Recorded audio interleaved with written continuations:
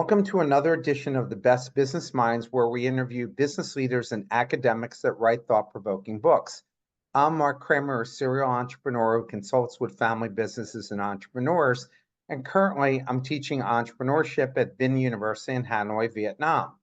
Today's guest, please welcome Catherine Kaputa, author of the book, You Are a Brand, and this is its second edition, so congratulations on that. And Catherine, welcome. It's great to have you. Well, it's great to be here.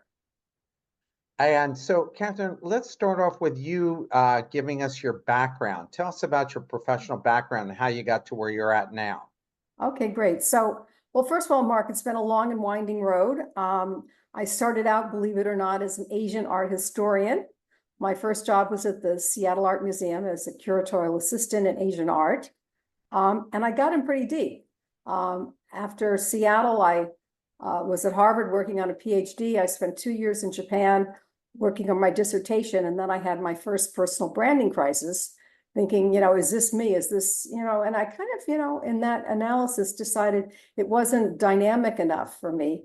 So I decided to chuck everything, come to New York City and look for a job in my original college major, which was marketing and advertising. And I finally got a good pitch going, and I got my first job at Trout and Reese Advertising. If you know the marketing business, both of them are famous for the concept of positioning. And I worked there for 5 years. And, in the ad business, you always kind of want to work on the big accounts at the big creative agencies. And so I,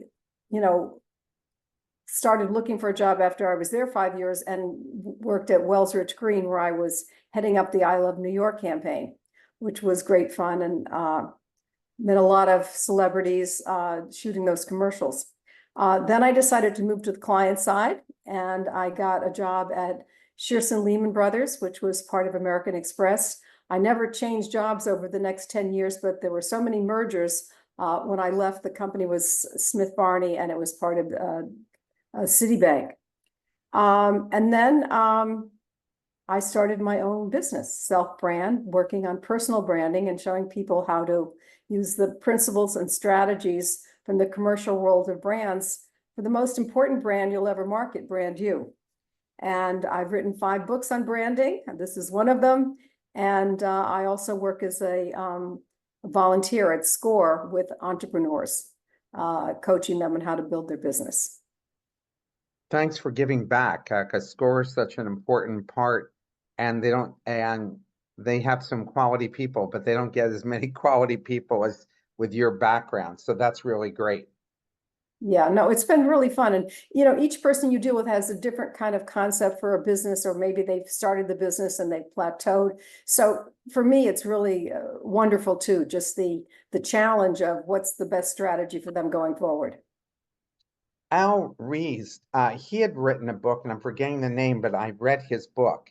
It was his first book was called Positioning, The Battle for Your Mind, which is kind of his most famous book. And my first job was Al's assistant at this agency, Trout and Reese Advertising. And he was writing that first book, You Are a Brand, not You Are a Brand, his first book, Positioning, The Battle for Your Mind. So yeah, I really learned I thought that was a great book. Strategy. Yeah. I really enjoyed that. So what made you write this book? Well, because it's difficult to make changes, and I think it's important. I think that, can you imagine, here I was, an Asian art historian. I come to New York City, I want a job in advertising, and it was hard to get an interview because, people couldn't see how I could be good at that job. And, and my first pitch was a dud anyway, because I was basically saying, I want to break into the advertising business.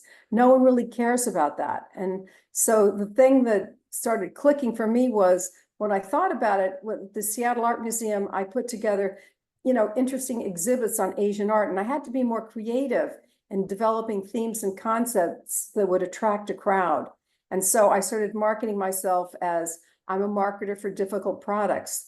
And that got traction. And, Al Rees hired me to work at, Trout and Reese Advertising. So, it's always difficult when you're looking for a promotion or you're looking for a job change. And even that change that I made from that first job at Trout and Reese, to Wells Rich Green, which was a top creative agency, their whole thing was, well, you haven't worked on big accounts. You haven't done a lot of television. They don't look at what you have. They look at what you don't have. And so my pitch was that got the job at Wells Rich Green was, I'm a marketer for difficult products and for difficult people, because I heard that the prior person had difficulty because there's so many politicians that you have to sell the commercials into. So that positioning sort of got me that job. So it's important to understand principles from branding that can help you stand out and really control your own fate rather than relying on others. That's why it's important. That's what I loved about this book, and that's why I wanted you on this show, because I tell my students that all the time. I said, each of you is your own incorporation, and Right. you have to figure out how to differentiate yourself. And how I'm 63. I said, when I was your age, you were only competing locally, and then became regionally, and then became national. And now you're competing against somebody in my hometown of Philadelphia for a job. And Right. how do you truly differentiate yourself? And now with AI, how do you really show your skill set? Right. So that's what I loved about the book. So in chapter 1, you talk about balancing authenticity and strategy. How can individuals effectively balance the need for strategic self-branding with the desire to remain authentic and true to themselves, especially in industries that may promote a more polished or contrived image, which we see all the time? Well, Mark, the best brands are always built on authentic, what the brand is really good at and how it's different from others. And it's the same with people. You really want to build it from who you are and what your strengths are, not what somebody else's strengths are or what you think would be attractive, but who you are. And that's, I think really a key for branding that a lot of people assume because it's branding, you're just making up stuff. It's phony baloney, but really the best brands, really, it's always built on authenticity, and the same for people. But the key thing to understand is authenticity is not enough. So that's why you really need to understand branding and how to package that unique, you're looking for your USP, your unique selling proposition, the value you bring that other people don't bring in quite the way that you do, and why it's important in that job. And I think, that's a key thing to really understand that, you're in charge of brand you.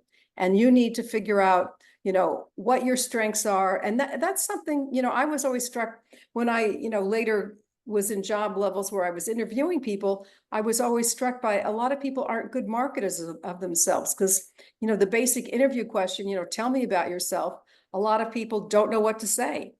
And they don't know who they are. They don't know their value add. So that's a key thing, I talk about in this book is, finding your differentiator. You're looking for an idea that's a focused idea. You want to niche your brand. So you can't be everything to everybody. That's Nowheresville in branding. You also want a different idea. You want to say something different about who you are so you stand out from others. And thirdly, you want to be relevant. A key thing is being relevant in today's market. And, that has to do with, social media and all the changes that we've seen that people can use to market themselves. Yeah, and no question, especially there's so much noise out there with all the social media. Adapting to market changes in a rapidly changing job market and evolving industries, how can individuals ensure that their personal brand remains relevant, and what proactive steps should they take to adapt their branding strategy in response to shifts in the marketplace or their career goals, which we're seeing every day now? Right. Well, today, as you mentioned, the big thing is AI, and it's gotten a lot of us worried, hey, am I going to be, useful in this new world? Where do I fit in? And the thing to realize is the world is always changing, and maybe at a faster pace than before. But also change brings about new opportunities. And there's a lot of things in AI. I took several webinars on AI so that I can understand it and how to use it in my work and the things that I do.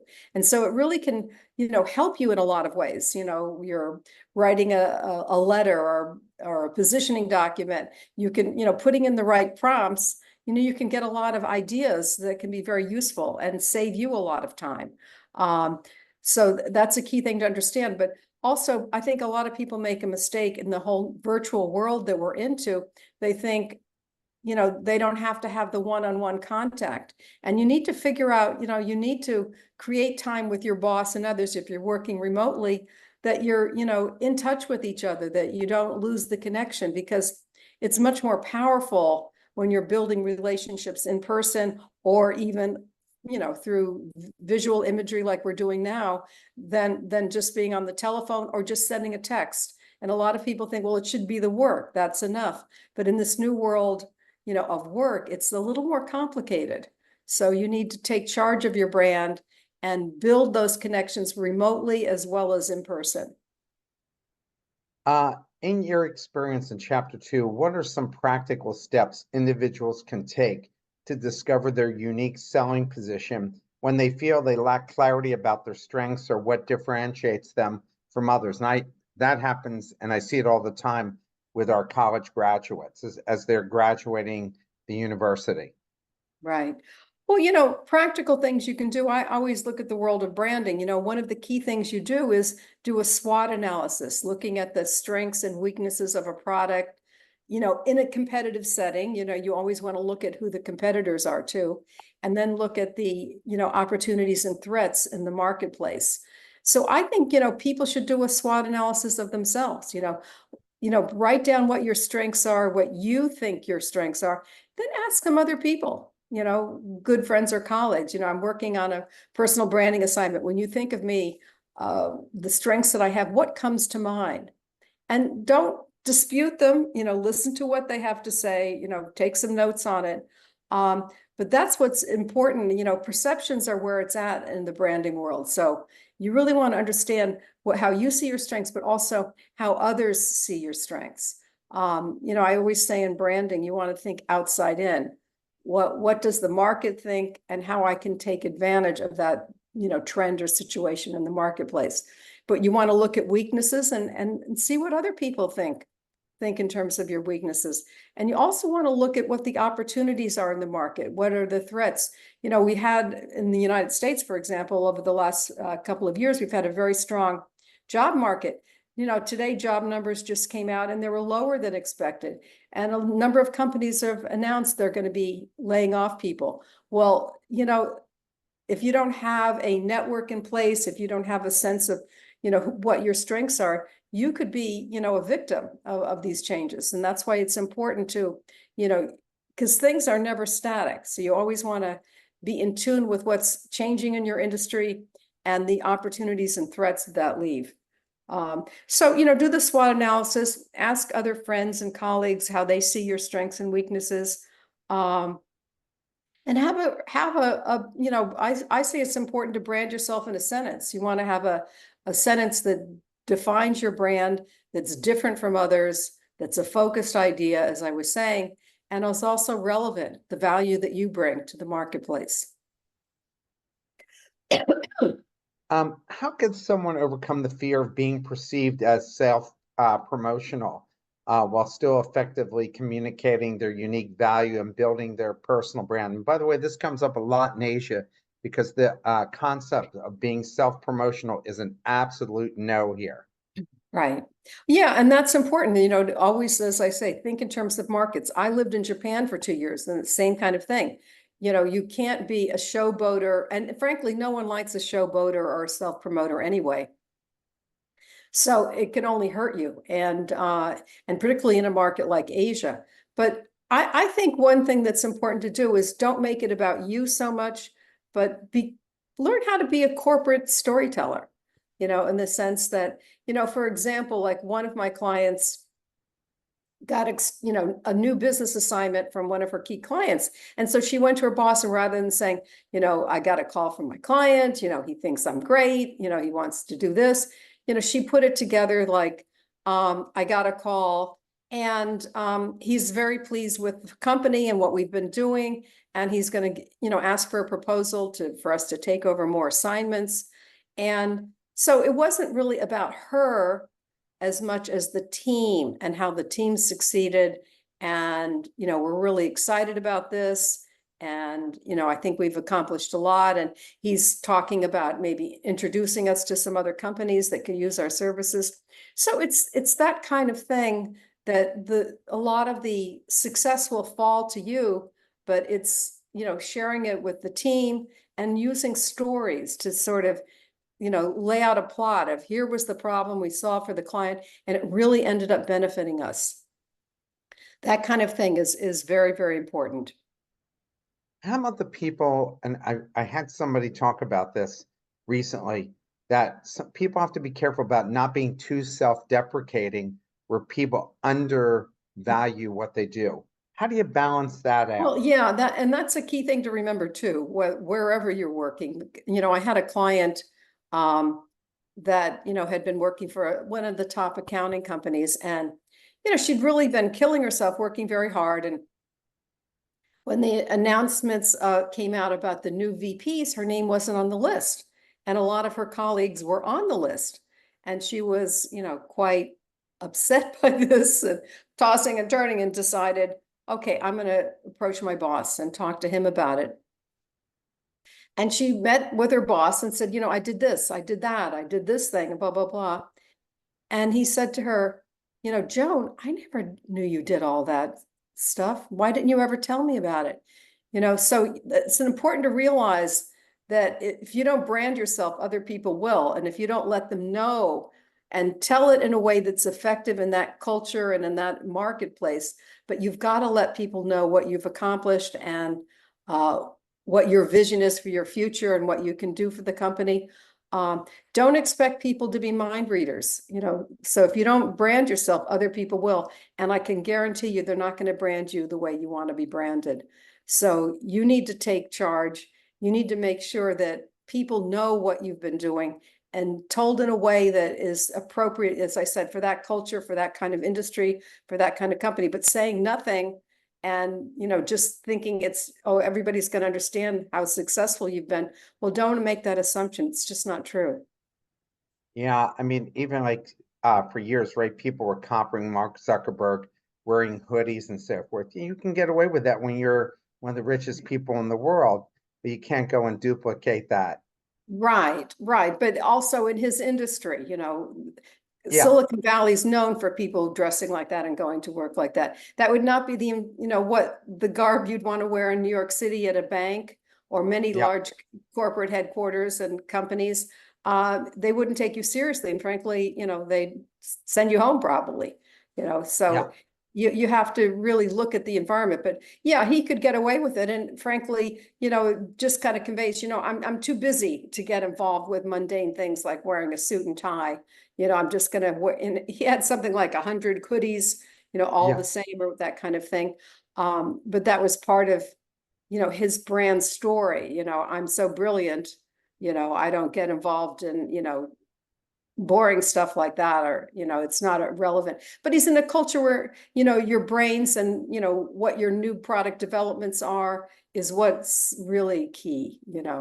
That's what's Uh, really key. what do you think of those people that copy someone else? Like the girl who ran, the woman who ran Theranos, who Right, modeled herself after Steve Jobs, the black right, turtleneck and those right, type of things, right. and tried to create her brand around that. Now she was successful in raising She a was lot of very money. successful. She was Yeah, on the cover of Forbes and a lot of yeah, business magazines. And, there were people that gave her, tens of millions of dollars right. for Theranos, and Yeah, before people discovered there was no there, and yeah, there was a lot of falsification of things. But she got pretty far because she, was very, the attractiveness principle. She was very good looking.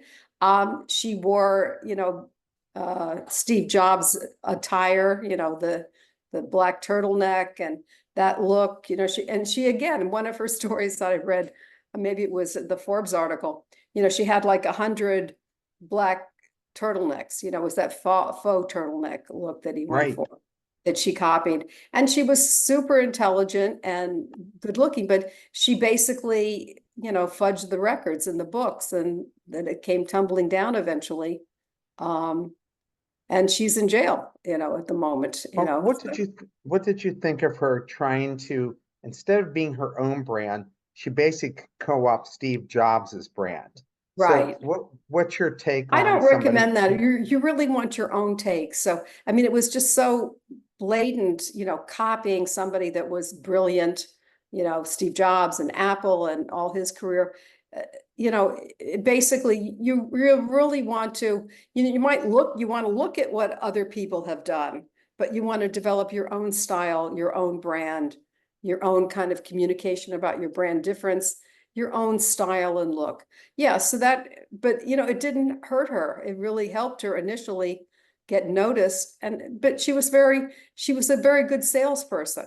She sold, many people who contributed money to her company were super sophisticated, with their Yeah, I own know. businesses, and they fell for it. So she Yeah, was the pretty biggest good as a VCs. salesperson and as a personal brander. And I guess it didn't bother them. But yes, I agree. It rings false. But then when everything came tumbling down, people were very angry, obviously, that they were fooled and duped so much, so badly. Yeah, George Shultz, Henry Kissinger, Right, um, yeah, major VCs that I won't even mention. right. In chapter 3, you emphasize the importance of finding the sweet spot between personal strengths and market needs. Could you expand on the specific methods or tools someone could use to identify this intersection more effectively? And how does that work?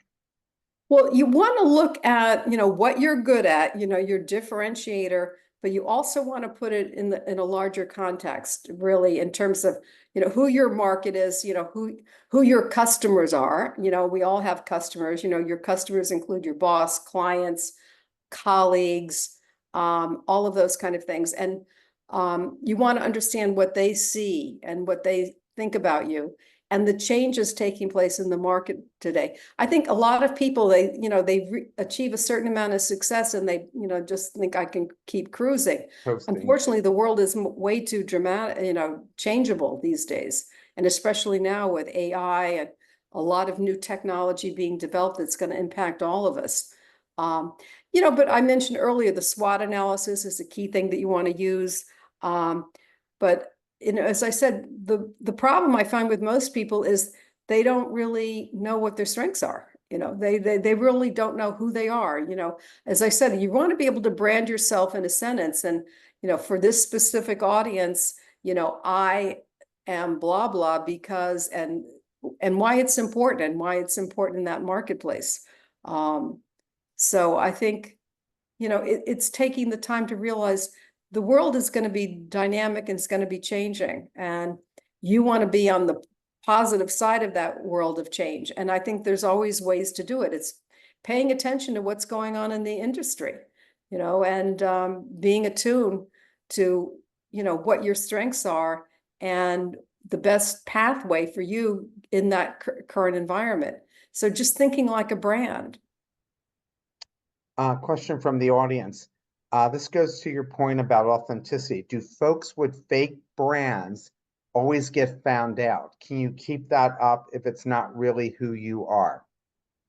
I think it's harder to keep up if it's not who you are.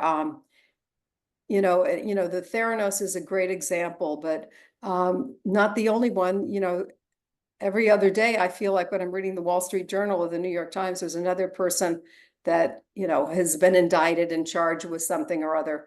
And they, so I think, the approach that you want to take is build your brand on you and your strengths and abilities and how that's important in the marketplace and why it's of value and relevant. And it's, in tune with the changes that are taking place.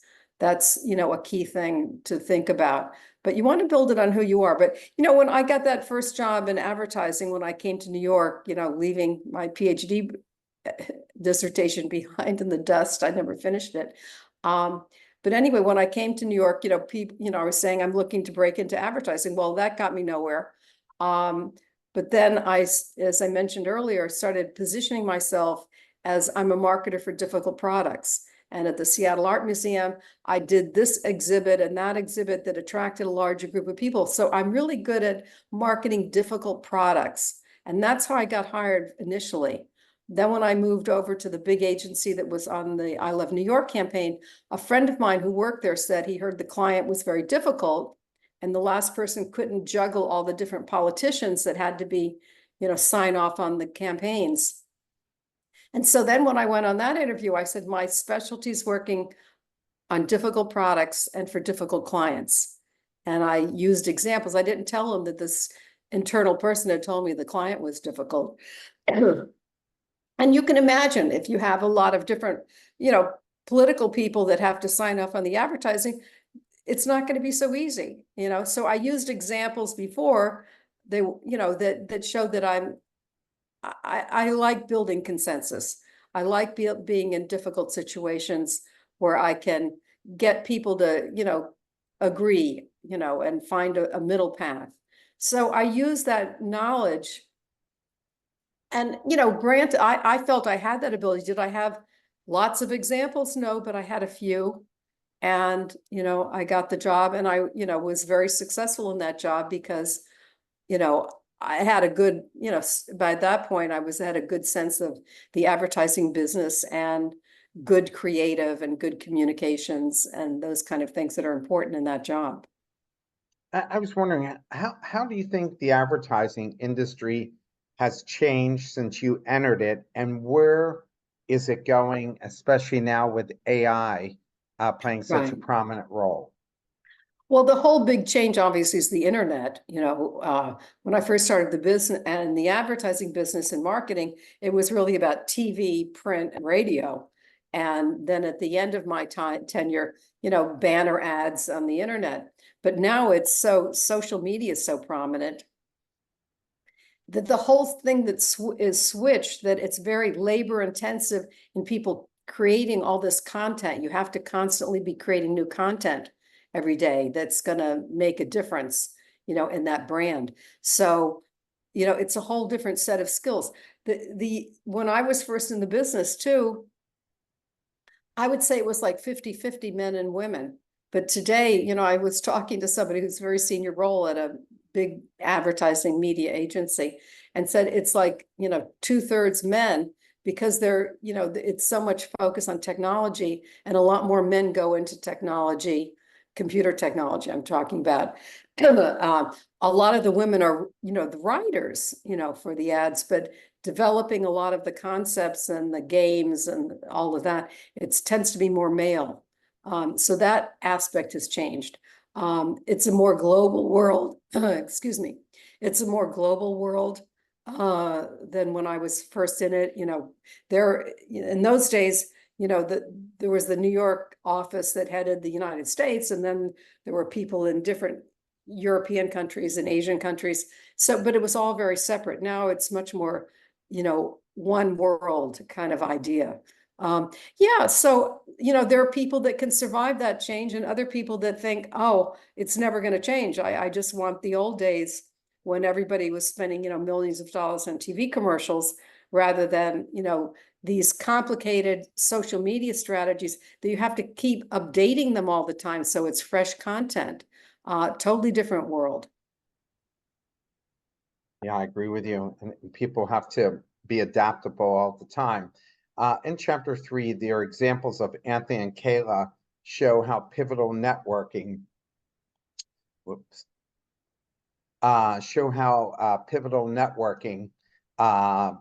and personal branding are in achieving career goals. What advice would you give to someone who is introverted or struggles with networking to build their personal brand and make those valuable connections? Right. Well, it's important, the connections. And I was reading in the journal the other day about people, because now you apply for so many jobs through the internet, but basically saying that they often don't read most of those resumes because they get bombarded with, 200, 400 for each job. Yeah. And so what they end up doing is maybe 5 of those people who have contacted them or applied for the job knew somebody at the company and called them and had them put in a good word. And the person said, I'll be honest with you, it's impossible to read 400 resumes. I just concentrate on the ones that are been referred. And, and there are always enough that I have a pool of like 5 people, to interview that had been, vetted by, people that work here or clients or that kind of thing. So it's always important, even if you think the world is all internet, and you can apply and be successful. Knowing people is important, and knowing people who are willing to refer you. They don't always have to be people that know you really well. They can be what we call weak links, and people that in fact, every job, mostly every job I ever had, I got through getting that lead through networking. That first job at Trout and Reese Advertising, I was looking for a job. I saw that there was a group called Catalyst, which specializes in women, helping women succeed in the workplace, and that they were having a lecture on entrepreneurism. I wasn't thinking about being an entrepreneur, but I figured, well, let me go. It could be interesting. Looking for a job. Maybe there'll be some networking. And there was, at the end, there was a little group of us that were talking in the back. And I was said, when I went around, I'm just been in New York for like a few weeks. I'm looking for a job in marketing or advertising. And, I'm making a major career switch. And this one of the women in the group said, well, my father's a partner in an ad agency. I'm sure I could set up a time for him to meet with you. And I met with him, and they didn't have any job then, but 3 days later, somebody left that was at a junior level. He called me and said, come in here and interview for a lot wider group of people for that job. And I got it. But, again, if I hadn't gone to that event, and that basically, once you get experience in advertising or your new career that you're changing into, then you're a pro in that area, the area. And that second job at Wells Rich Green, again, I knew vaguely a guy that was working there as a creative person, a copywriter. I called him and said, would you be willing to have lunch? I'm interested in moving to an agency like that. And he did. And he said, there's a job on the I Love New York campaign, but I don't know if you'd want it. I heard the clients are very difficult. There are all these politicians. They don't get along. And I said, get me an interview. And he got me an interview, and, I clicked, and as I said, I did my new positioning. My niche is working with difficult products and with difficult clients. And I saw him perk up when I said that, and, it led to a job offer. So, it's really key that even if you're introverted, find a way that you feel comfortable with, but you really want to build relationships, and help other people too. That's a key thing. You want to pay it forward. But that, being introverted, it's not the best way to be if you're in the world we're into today, because it's very competitive. But there are many, careers, and industry groups that, there are a lot of people that are introverted that are very successful, and it's finding out a way to connect with people built on your authenticity, and helping others, that you build these relationships, because they're key. A question from the audience. Can you give an example of exactly what you're referencing, a brand that has pivoted as the marketplace has changed without losing its audience and followers because its essence hasn't changed? Right. I think that in the world today that we're in today, it's a very dynamic world. There's always change. As I said, when I was working on a corporate setting as a global ad director at Shearson Lehman Brothers and then at Smith Barney, the world was changing there as I was working, because the internet came about and all of that changed. I took courses on those areas, so that I would know more about it. But it's a very young business in a lot of ways, because I think a lot of them, younger people too, are more comfortable with programming kind of issues. I took a couple of courses in that area too, not my strength. So that's why, for me, I knew I would want to pivot. I had a great run, almost 15 years working on Wall Street at various companies, because there were so many mergers and acquisitions. And, it was not so easy to stay in the saddle, when your company's merging with another company, because you got duplicates of every job, and they're figuring out who they're going to keep and who they're not going to keep. So, there were lots of things to figure out who's going to be in power here? How can I build a relationship with them? They don't know my work and what my background is, and building relationships with the new people. It's very different when you're the takeover company from when you're being acquired. You don't have the same power base. So anyway, it's a dynamic world today, and you've got to be willing to do these pivots. But I thought to myself, eventually, I always thought I would do something entrepreneurial. And I knew at the end of that job, and as I say, it lasted almost 15 years to multiple companies. And I really loved it. It was really an exciting job.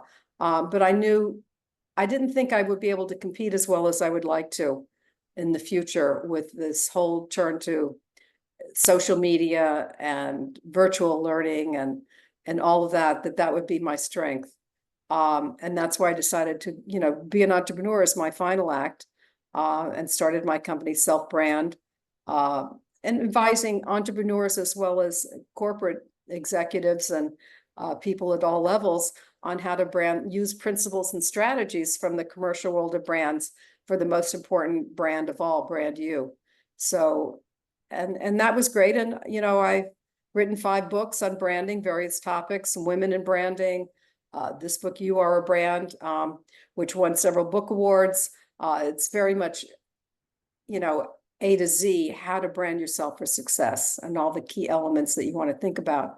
So it's each phase has been interesting, but my vision was, and frankly, people I know that of my generation, that didn't leave the business and pivot and start their own business or do something different like I did,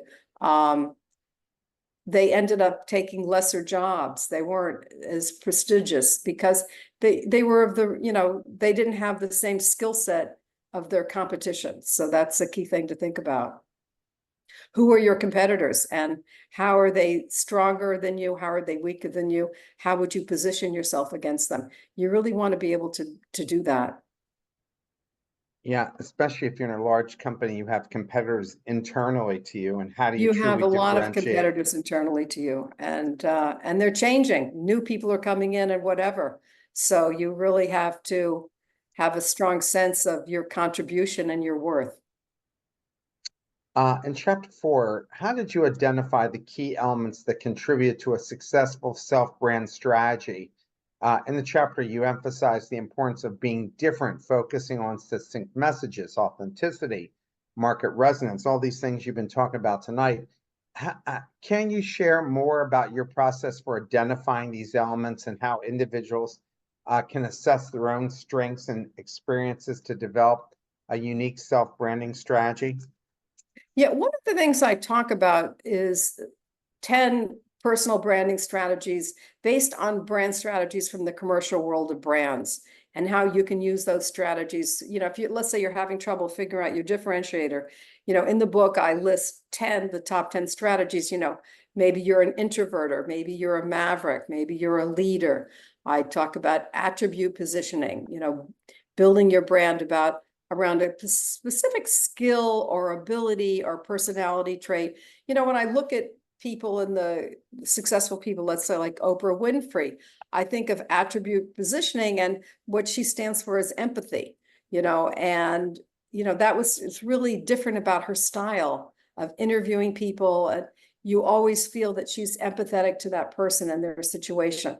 So, I present these, 10 strategies. So if you're having trouble figuring out, and as I say, you really want to do a SWOT analysis, strengths, weaknesses, opportunities, threats, and talk to other people. I'm working on a personal branding assignment for a course I'm taking, whatever you're going to say, I'd like to just ask you a few questions. And when you think of me, what words come to mind? You want to focus, as we do in the ad business when we're doing research. What's the first words that they use?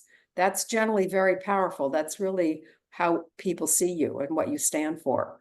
And what are my weaknesses? What can I do better? Where would you focus me when I'm thinking about the next 5-10 years of my career?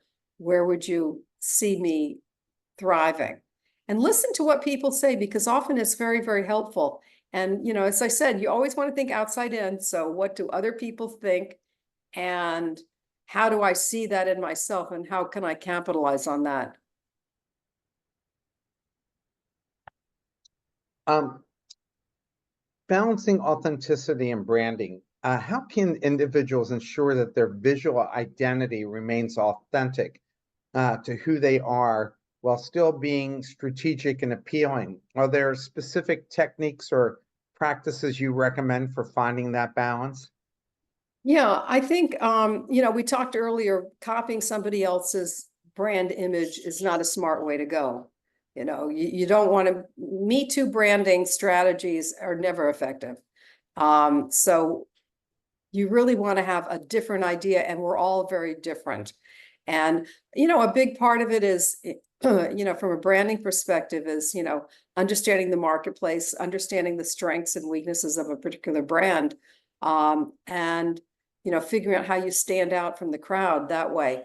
But I think that, it's always built, you always want to have a different look, so that you stand out. You don't want to copy other people. Copying others is like a Me Too strategy. You'll always be a B-level brand. So you want to have that confidence that you find your look. And, when you think of the branding world, they think in terms of developing the brand strategy. They think in terms of packaging the brand so that you're looking for a visual identity, and that's, for people, it's how you look, how your clothes, what your style is.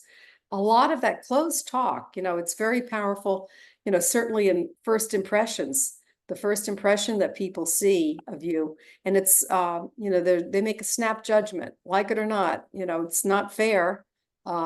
But it's all done in a matter of seconds. And the thing that's interesting to me about the research is that it doesn't change over time. That snapping impression that people have about you, they hold on to for a long period of time. And so you need to understand that, and it's largely a visual impression. It's before you've said hello, practically. It's in the first 2 seconds, research shows. So that, it's largely a visual impression. And clothes talk, your hairstyle talks, all of that. You want to fit something that works for you, that is appropriate in that business, but also different from the way other people are. You have your own style. That's a very powerful thing. So branders think in terms of, once they come up with the brand idea, what the brand stands for, visual identity, look and feel of the brand, they think of colors, all those kinds of things. And they also think of verbal identity, the name that they give a product, the messaging around it, the communications ability. Well, you want to think of that too, and have your own communication style. And, we talk in terms of, in the marketing too, of like owning a word, that separates you from other people. You hear it in, politics now in this country. The Dems are trying to label the Republicans as being weird, and it's gotten a lot of airtime. They're just weird. I don't understand what they're doing. It's so weird. But it's been like holding on, to that image, and it's, very powerful. And it can be powerful in a positive way, to own a word. Marketers think of doing that, owning a word, that when people think of X, they think of a particular company, because of their messaging and their commercials, their social media, and all of that. And the third thing that, marketers think in terms of too is brand personality. And they write up a brand personality statement as if the brand was a person. Well, you've already got a personality, and you want to understand the strength of that personality and how effective it is in terms of your brand. And a key part of that is, like the likability of a brand. Brands that do very well, people like them. And so you want to get a sense of that, what's your brand personality? And how likable do other people see you at work? Do people stop by your office and say hello and chat with you, or just hurry along? So you want to understand, where you see and what areas you want to work on. No question about it. Can you provide examples of how individuals can effectively implement the innovator or maverick self-brand strategies in traditional industries where conformity is often valued, which is like the accounting and law and manufacturing. Right. While the strategies you present seem well suited for entrepreneur and creative occupations, how can someone in a more conventional field leverage these strategies without facing pushback or resistance from the organization, or making them look like Well, they don't yeah, fit at all? They're you an know, outsider. yeah, you got to be honest here. If you're a maverick or an innovator, you're not going to fit into most companies unless you're in new product development or in a specific area. They don't have, because they're really non-conformists, people that are mavericks. Elon Musk is a great example of an entrepreneur he's got his own business, so he can be wacky and say whatever he wants to say and do whatever he wants to do because he runs the business. And people view him as brilliant, but he's a maverick. He, breaks all the rules, but he can succeed. Having him in a large company, he's probably going to, shake too many people up that, he's not going to fit in. And most mavericks don't, but most companies have a few of them in areas where they want a creative thinker, new product development, areas like that.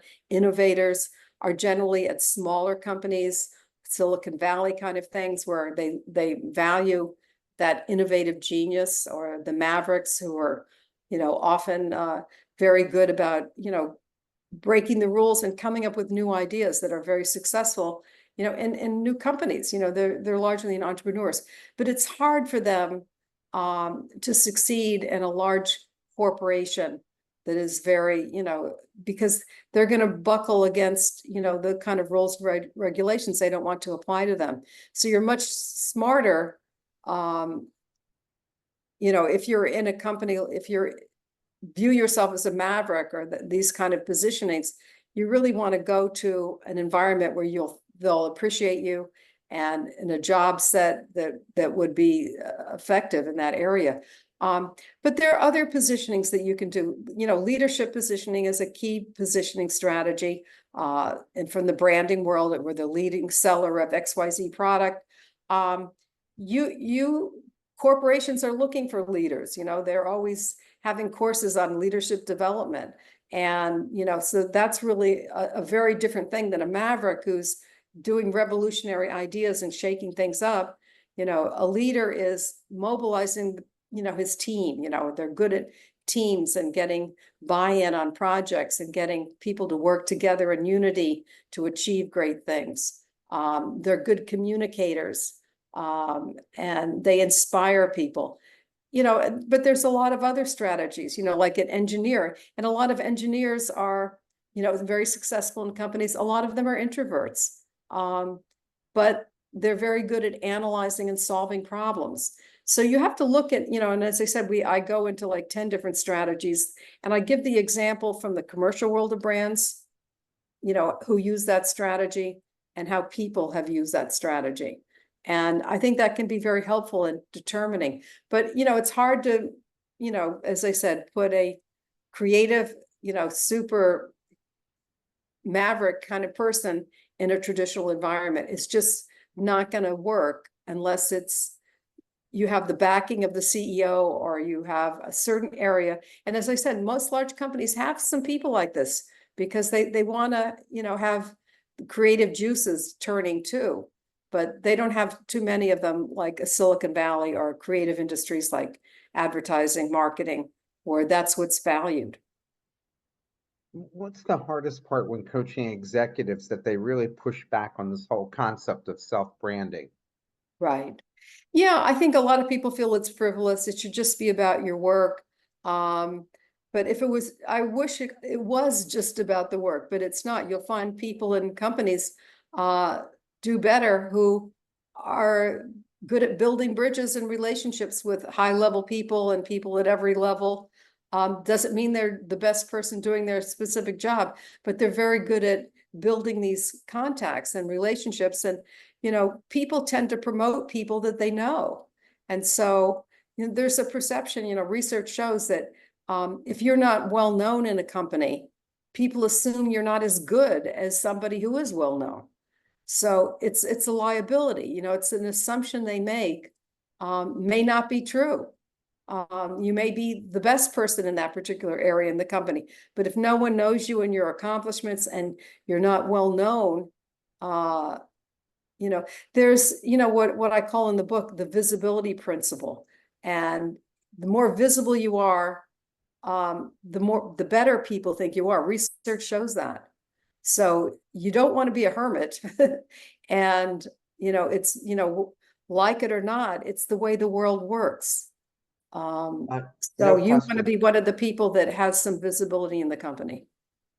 I had Because, you know, a when long, they're, you know, people, you know, can, you know, I had a client that, probably when they were reviewing people that were getting promoted and getting VP titles or SVP titles, you know, people said, you know, who was he? I'd never heard of him. So that's applicant is squashed because not many people know him. And he was very good. His boss, you know, suggested that he get promoted, but it wasn't approved. And as I told you, I had this other client who told me her boss told her, you never told me all the things you accomplished, you know? And so I didn't think of putting you on the list to be promoted to VP. So you want to find out a way to make your accomplishments known. And I think there's many ways to do that. And part of it is, you know, communicating to other people. Oh, I really loved working on this project. You know, we solved XYZ. You know, you need to, you know, bring that into conversations with people that it's important for them to know.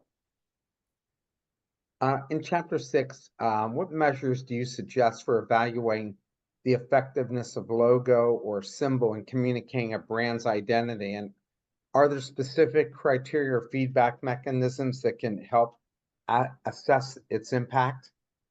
Yeah, well, as I said, you know, one of the things we think of as visual identity in branding, and you know, it's the look and feel, all of those things. You know, visuals speak a universal language. There's no words. You don't need to know the different dialects or anything like that, different languages. It's a universal language of visual. And, you know, research shows that. And so and it's the same for people. They speak a universal language. This person's a maverick. This person's a leader. It conveys different ideas. This person's a style, you know, very stylish. You know, it communicates different things. And so you want to be able to take advantage of that. You know, one of the big successes, you know, as I said, I worked on the I Love New York campaign during its heyday, was the logo, the I Heart New York, I Heart NY logo that was developed by Milton Glaser. That was a big part of the brand's success, you know, because at that time, people, you know, everyone was leaving New York. This was in the late 1970s and people were in early 80s and people were leaving. And, you know, there was a famous, you know, last person to leave, turn the lights out. And, you know, President Ford, we tried to get money from President Ford. He said no. You know, the famous New York Daily News headline, you know, Ford the city dropped dead. So it's, you know, part of the success was not only coming out that many people had this emotional connection to New York, you know, I heart New York, I love New York. And they built the campaign around that. And of course, you know, in the research that we did, we discovered our unique selling proposition for New York City was, you know, there's so many things you could do here, but that, you know, as I said, you want to be focused on a specific idea. And so that wasn't really exciting or relevant. It wasn't going to turn things around. And what we settled on was this unique selling proposition was the nightlife in New York and the Broadway theater. There's only one Broadway and it's in New York. And other cities, you know, trust me, you know, all these other groups want to feature the hotels here, feature the restaurants here. There's all these restaurant associations, etc. And what we did was focus on the nightlife, the unique selling proposition that New York had, the emotional connection to people that love to come to the city. And that was the, you know, a key part of the success. And, you know, having this unusual logo, it's copied around the world. You see I Heart New York everywhere, but you see I Heart this, I Heart that. People are copying, you know, that because it was such a successful visual image. It speaks a universal language. How can individuals or small businesses without extensive marketing resources effectively implement visual branding strategies? And what are some of the low-cost alternatives to traditional branding materials? Yeah, well, I think, one of there's a lot of branding materials available on the internet now. A lot of people use Canva to develop their social media campaigns, and they make it very easy. And they reformat it to the, style of each of the social media that you may be on. And there's a lot of other things like that too, that, online tools that can, help you. And frankly, today, before, it was advertising. You had to pay to get a visual identity or pay to get a verbal identity to launch an ad campaign. But to now, anybody can have a Facebook page. Anybody can, go to Instagram and develop a Instagram feed. So, there's so many things that anybody could do. And I think some of them you should. I think everybody, that's in the business world should have a LinkedIn presence. Um, and it well done, with the background banner and, an interesting story about yourself and your career, and who you are.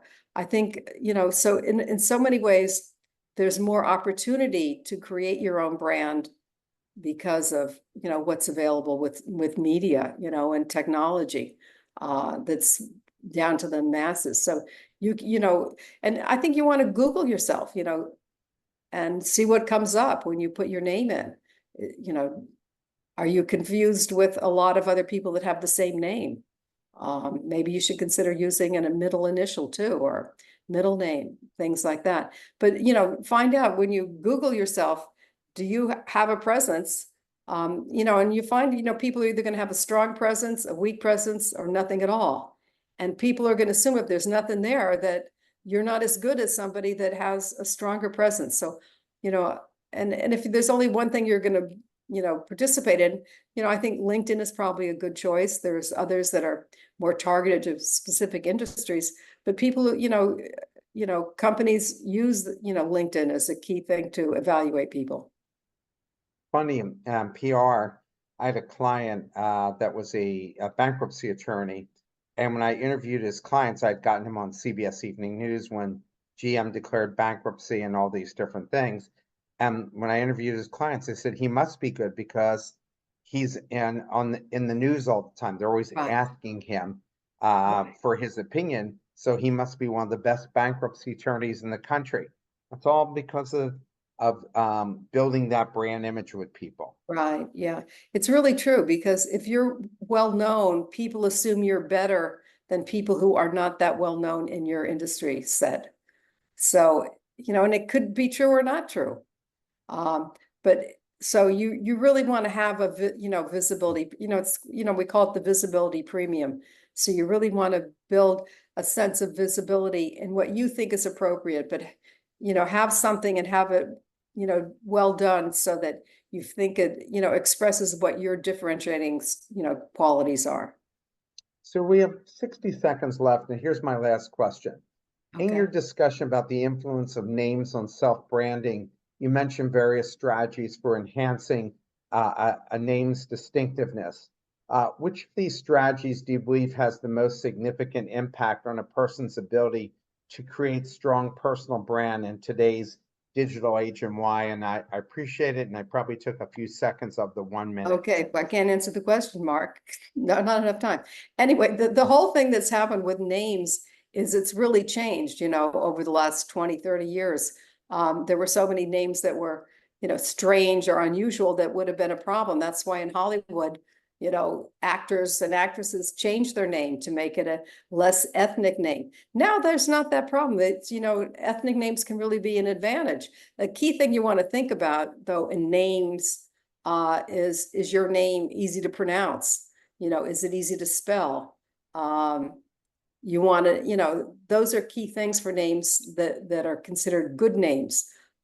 But today there's so much more, diversity of names, which is great. At the GNC convention, President Obama talked, he's got a funny name, Barack. And when he was a kid, he used to go by Barry. And then he had the light that he's Barack Obama and went with his birth name.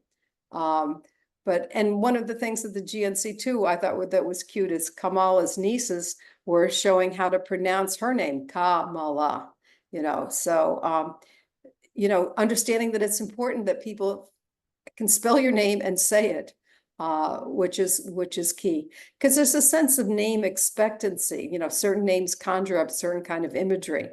But you want to think of, this verbal identity, naming is important. And if you Google your name and your name is John Smith and there's 500 other people with that name and people can't find you, you may want to consider, as I said, adding a middle name or some kind of device that sets you apart from the other ones. And, that's why you see people using middle names or two middle initials or things like that to make it stand out in some way. And from a communications perspective, you want to associate your brand with, your things that are different about your brand. And, like owning a word, we talk in marketing about owning a word, developing a campaign, often in the tagline of the brand is a key word they want to be associated with that brand. And you want to think of that yourself. Of having words that you want to be associated with you. It could be your industry skill set or things like that.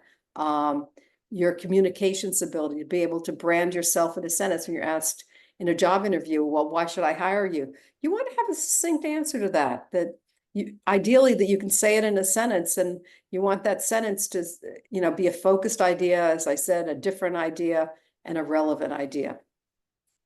Catherine, thank you so much for taking the time to speak to us about this, which is a more important topic now than probably any time in history. Yeah, true. Because of the competition that we face on a global basis, not just from humans, but from computers as well. So thank you so much for talking to us about this. Thanks for inviting me, Mark.